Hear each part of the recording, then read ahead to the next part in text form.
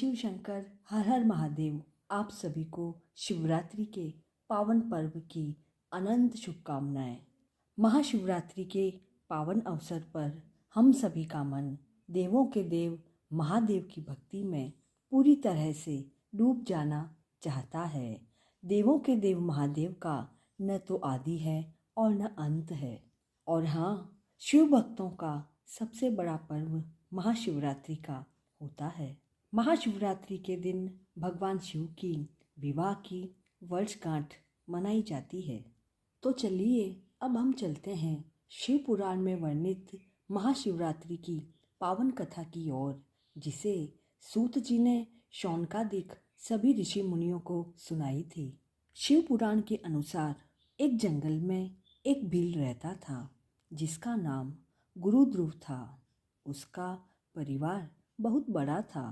वह गुरुध्रुव बलवान होने के साथ निर्दयी भी था। वह रोजाना वन में जाकर हिरण व अन्य जानवरों को मारता और वहीं रहकर अलग अलग तरह की चोरियां भी किया करता था। उसने अपने जीवन में कभी कोई शुभ कार्य नहीं किया। इस तरह वन में रहकर उस पापात्मा भील का बहुत समय व्यतीत हो गया। एक दिन महाशिवरात्रि का पावन पर्व आया, किंतु वह निर्दयी भील घने जंगल में रहने वाला इस व्रत के बारे में नहीं जानता था। संयोग से उस दिन उस भील के माता पिता व पत्नी भूख से व्याकुल होकर उससे खाना मांगने लगे।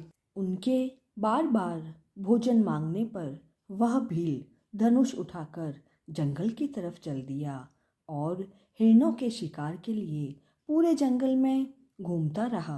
अब देखिए, देवयोग से उसे उस दिन कुछ नहीं मिला और सूर्यास्त हो गया। इस कारण वह बड़ा दुखी हो गया। उसने सोचा, अब मैं क्या करूं और कहां से अपने परिवार के लिए भोजन की व्यवस्था करूं। आज तो कुछ नहीं मिला, घर पर सभी भोजन की प्रतीक्षा कर रहे होंगे, इसलिए बिना भोजन के तो मैं घर नहीं जा सकता हूँ। ऐसा सोचकर वह शिकारी एक तालाब के पास पहुँच गया। वहाँ पानी में उतरने का घाट था। वहाँ जाकर खड़ा हो गया और मन ही मन सोचने लगा कि यहाँ कोई न कोई जीव जंतु पानी पीने के लिए जरूर आएंगे। उसी को मारकर उसे घर ले जाऊंगा। ऐसा मन में विचार करके वह शिकारी एक बेलपत्र के पेड़ पर जाकर बैठ गया और अपने साथ पानी भी लेकर गया। काफी रात व्यतीत होने के बाद पहला प्रहर शुरू हुआ। तभी एक प्यासी हिरनी वहां आई, जिसे देखकर शिकारी बड़ा प्रसन्न हो गया। उसने उसे मारने के लिए धनुष पर बाण रखा। ऐसा करते समय उसके हाथ के धक्के से थोड़ा सा जल व बिल्व पत्र नीचे गिर गए। अब महादेव की कृपा देखिए कि वह जिस वृक्ष पर बैठा था वह वृक्ष बेलपत्र का था और उसी वृक्ष के नीचे एक स्वयंभू शिवलिंग था, जिसके बारे में भील को तो पता नहीं था। इस तरह बिल्व पत्र व जल से उस शिकारी की प्रथम पहर की पूजा संपन्न हुई। उस पूजा के प्रभाव से उस भील का बहुत सा पाप तत्काल ही नष्ट हो गया। और दूसरी तरफ अचानक से हुई आवाज को सुनकर हिरनी ने भय से ऊपर की ओर देखा। शिकारी को देखते ही वह हिरनी बहुत व्याकुल हो गई और कहने लगी, हे शिकारी, तुम क्या चाहते हो, मुझे बताओ। हिरनी की बात को सुनकर वह शिकारी बोला कि आज मेरे परिवार के सभी लोग भूखे हैं, तो मैं तुम्हें मारकर उनकी भूख को मिटा दूंगा। शिकारी के ऐसे वचन सुनकर हिरनी कहने लगी, अब मैं क्या करूं। वह हिरनी कोई उपाय सोचने लगती है। फिर वह कहती है कि हे शिकारी, मेरे मांस से तुम्हें सुख मिलेगा। इस नष्ट होने वाली काया के लिए इससे बड़ा पुण्य भला क्या होगा। उपकार करने वाले को जो पुण्य होता है उसका वर्णन 100 वर्षों में भी नहीं किया जा सकता है। परंतु मेरे सभी बच्चे मेरे पर आश्रित हैं। मैं उन्हें अपने स्वामी को सौंपकर आ जाऊंगी। हे शिकारी, मेरी इस बात को तुम झूठा मत समझना। मैं वापस लौट कर आऊंगी, क्योंकि सत्य पर ही दुनिया टिकी हुई है। सत्य से बड़ा तप और कोई नहीं है। सत्य से ही समुद्र अपनी मर्यादा में स्थित है। सत्य से ही निर्झरों से जल की धाराएं गिरती है। सत्य में ही सब कुछ स्थित है। हिरनी के इतना कहने पर भी शिकारी ने उसकी बात नहीं मानी, तो वह आश्चर्यचकित व भयभीत होकर बोली, हे शिकारी, मैं तुम्हारे सामने ऐसी शपथ खाती हूँ जिसके परे जाने से तुम्हारे पास से फिर आ जाऊंगी। ब्राह्मण अपना धर्म ना करे। ब्राह्मण अगर वेद से बचे व तीनों समय का संध्या वंदन नहीं करे, पत्नी अपने पति की आज्ञा का उल्लंघन करके किए हुए उपकार को न मानने वाले, भगवान शिव से विमुख रहने वाले तथा विश्वासघात व छल करने वालों को जो पाप मिलता है, उसी पाप से मैं लिप्त हो जाऊं अगर मैं वापस लौट कर ना आऊं। इस तरह की शपथ खाकर हिरनी मौन होकर खड़ी हो गई। तो उस शिकारी ने उस पर विश्वास करके कहा कि तुम अपने घर जाओ। हिरनी खुश होकर पानी पीकर अपने आश्रम पहुंची, तो इधर पहला प्रहर बीत गया।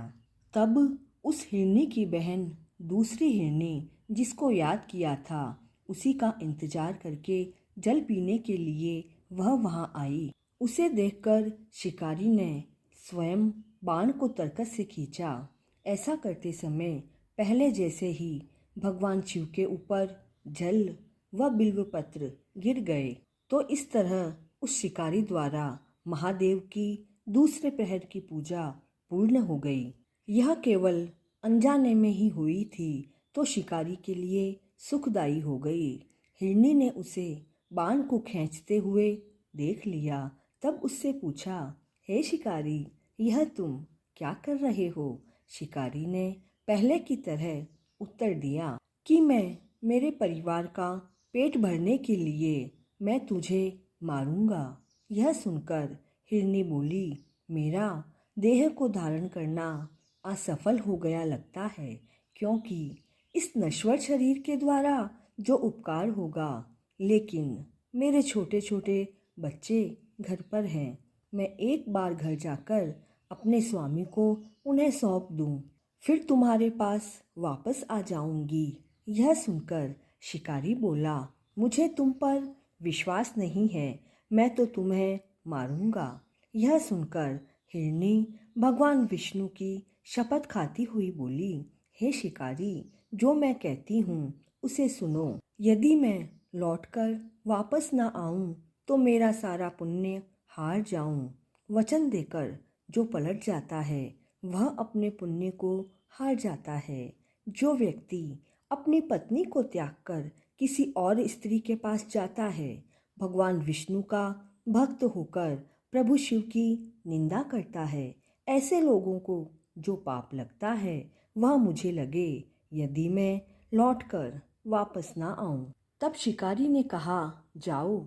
तब हिरनी फुर्ती से जल पीकर हर्ष के साथ आश्रम पर गई। इतने में दूसरा प्रहर भी शिकारी के जगने पर पूरा हो गया। अब रात्रि का तीसरा प्रहर शुरू हो गया। इधर हिरनी के लौटने में बहुत विलंब हो गया। अब शिकारी को उसकी तलाश होने लगी और वह तलाश करने लगा। इतने में उसने जल के मार्ग में एक हिरण को देखा। वह बड़ा ही हष्टपुष्ट था। शिकारी उसे देखकर बड़ा खुश हुआ। वह धनुष पर बाण चढ़ाकर मारने के लिए तैयार हो गया। अब ऐसा करते समय उसके हाथ से प्रारब्धवश कुछ जल व बिल्वपत्र शिवलिंग पर जाकर गिरे और उससे उसके सौभाग्य से तीसरे प्रहर की पूजा भी पूर्ण हो गई।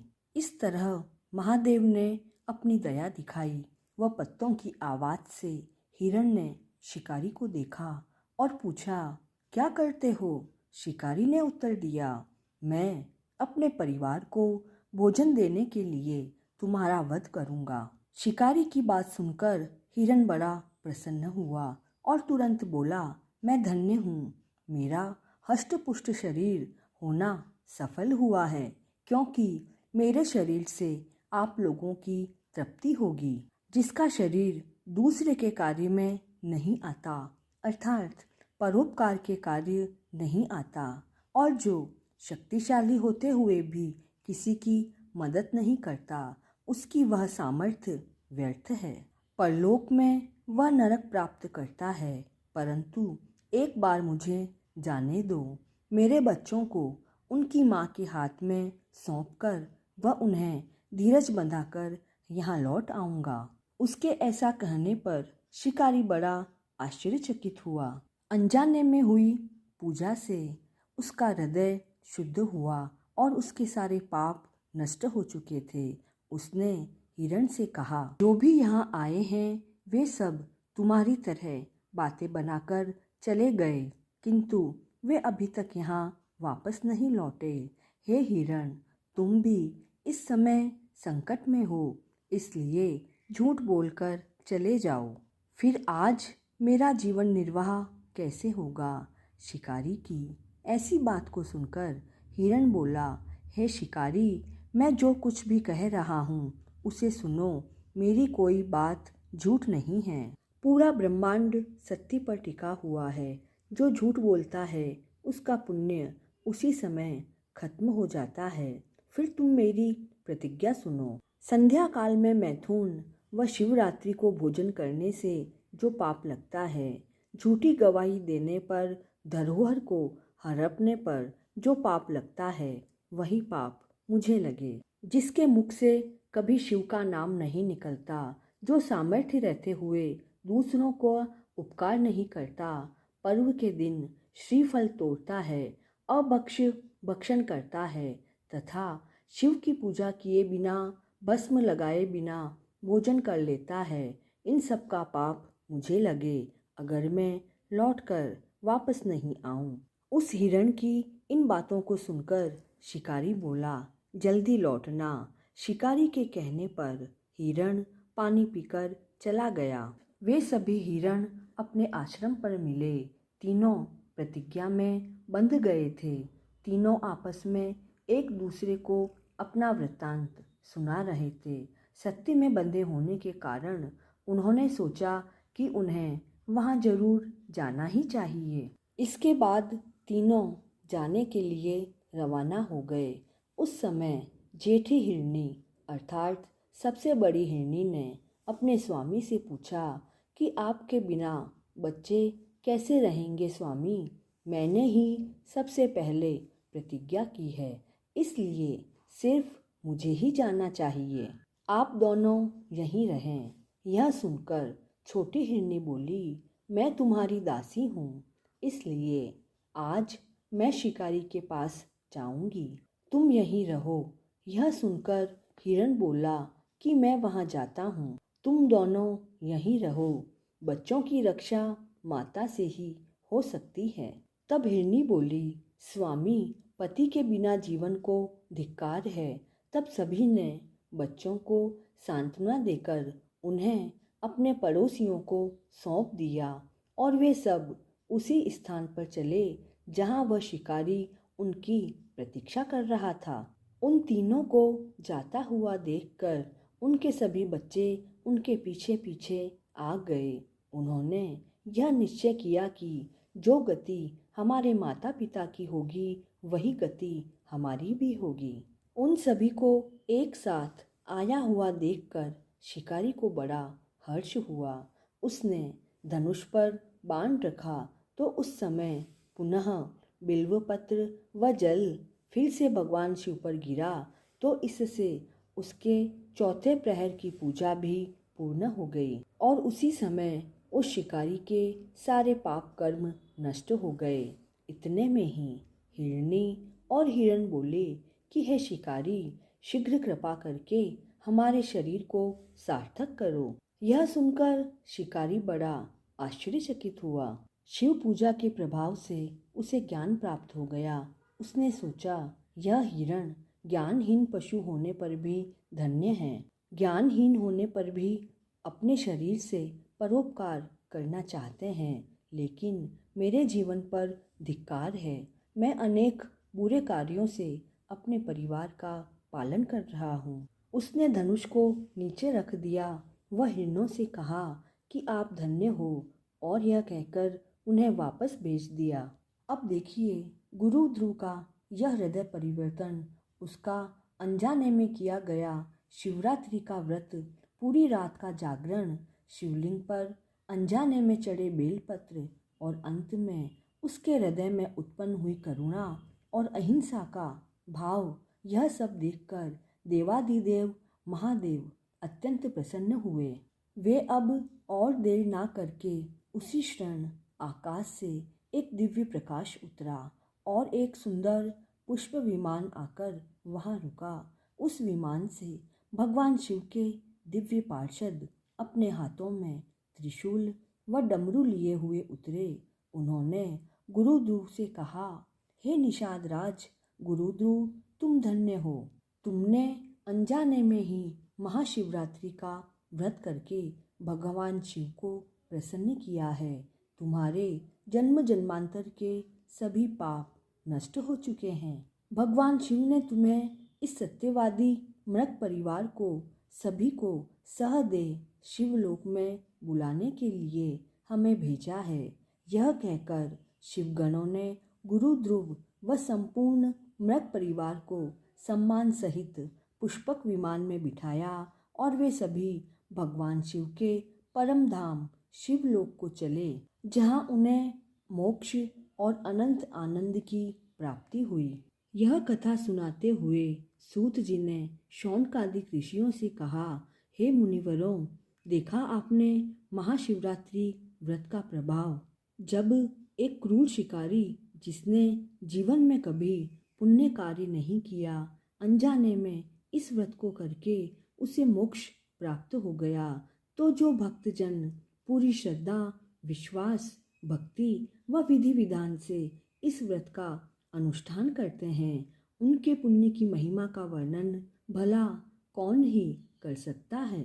अतः यह महाशिवरात्रि का व्रत समस्त व्रतों में सर्वश्रेष्ठ है व महादेव को परम प्रिय है। यह कथा सुनकर सभी ऋषि मुनि धन्य हो गए व भगवान शिव की जय जयकार करने लगे। तो इस तरह यह परम पवित्र महाशिवरात्रि की कथा पूर्ण होती है। इस परम पवित्र कथा को अधिक से अधिक शेयर करें और चैनल पर नए हैं तो please like, share and subscribe this channel.